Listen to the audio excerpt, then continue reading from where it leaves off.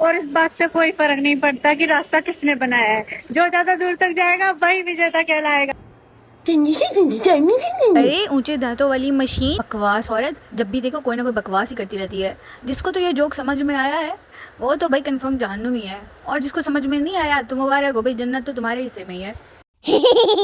हाँ जी, तो हम बात करने जा रहे हैं काजल पांडे के बारे में, जिसका इंस्टाग्राम का अकाउंट है मी काजल पांडे। इसलिए बता रही हूँ ताकि सर्च करने में मुश्किल ना हो तुम लोगों को, क्योंकि मुझे पता है उसकी ये टट्टी जोक सुनने के बाद तुम लोग जरूर जाओगे इंस्टाग्राम पे उसको सर्च करने के लिए। माँ चुदाए गाड़ मराओ सबके सब। मुझे तो ना भैया बकवास औरत जो है ना, औरत लगती नहीं है। मुझे तो लगता है कि ये कोई तीसरी मखलूक है और खुद को औरत समझ रही है, और औरत समझ के वीडियो बना रही है, और वीडियो बनाने में ऐसी अश्लील गंदी बातें कर रही है, ठीक है, ताकि ये वायरल हो जाए। खैर, कहने की हो तो ये सही बात है, जो नेगेटिव बातें करता है, जो गलत बातें करता है, वही तो वायरल होता है। अच्छे लोगों की तो कोई सुनता ही नहीं है। वो ऐसा हुआ है ना कि शुरू में इसने अच्छे जोक्स मारने की कोशिश की, लेकिन बेचारी के कोई लाइक्स नहीं आए, कोई इसको वायरल नहीं किया गया, तो इसलिए अब वो टट्टी जोक्स पे आ गया। और टट्टी जोक्स का आपको पता है फैन फॉलोइंग होती है लाखों करोड़ों की तादाद में। भाई कोई ऊपर से शो करवाए ना करवाए, अंदर से डीटी माइंड सबका है। अपने पिछवाड़े मॉल होने का फायदा होता है, जब मन करे तब टांग उठा के चले जाओ इसी की हवा खाने। ये जोक था। मेरी तो भाई हंसी फेफड़ों के अंदर फंसी हुई है, बाहर निकलने की कोशिश करी है, लेकिन बजा लेके निकल के आ रही हो।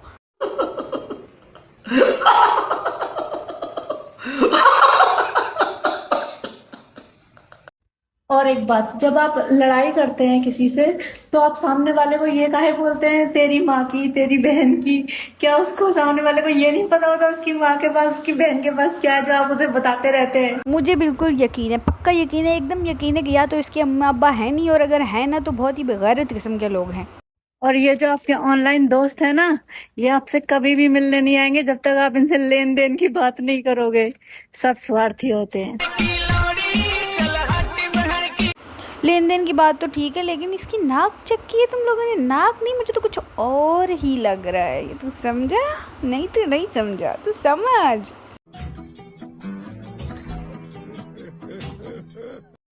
सबको गर्लफ्रेंड भी चाहिए और हमको दोष भी देते रहते हैं। अरे हमको रखने पड़ते हैं 8-10 बॉयफ्रेंड, ताकि सब लड़कों को गर्लफ्रेंड मिल सके, क्योंकि लड़कियों का रेशियो कम है देश में। ऐसी लड़कियों की वजह से ही ना आजकल सच्ची मोहब्बतें कम और वन नाइट स्टैंड ज्यादा हो रहे हैं। और फिर लड़कियां कहती हैं कि जी लड़के लॉयल नहीं होते। अपनी बातें देखो जरा। और मोहतरमा, आपकी इत्तला के लिए अर्ज है कि फीमेल रेशो जो है वो ज्यादा है और मेल रेशो जो है वो कम होती जा रही है। तो मुझे तो लगता है 4 शादियों वाला कॉन्सेप्ट ही चलेगा अब।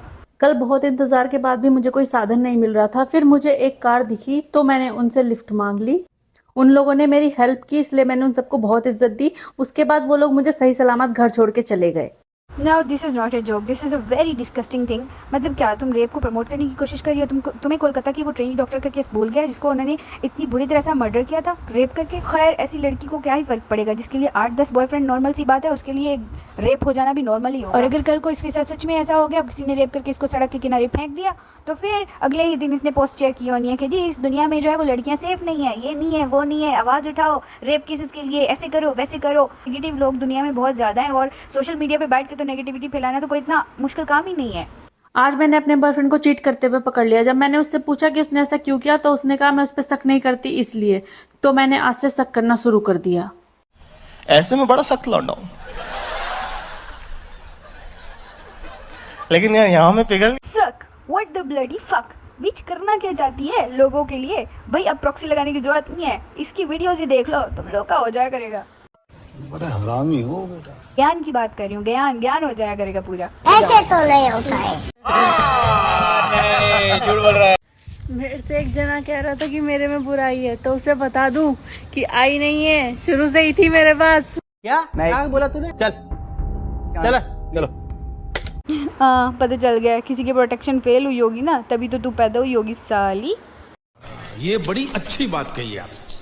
मेरे बॉयफ्रेंड जैसे कजिन को सूसू करने में बहुत दिक्कत आ रही थी, तो मैंने उसकी मदद करने की ठानी। इसलिए मैं हॉस्पिटल उसके लिए 1 लीटर की बोतल डोनेट करने जा रही हूँ, जिसको चढ़वा के उसकी जान बच जाएगी।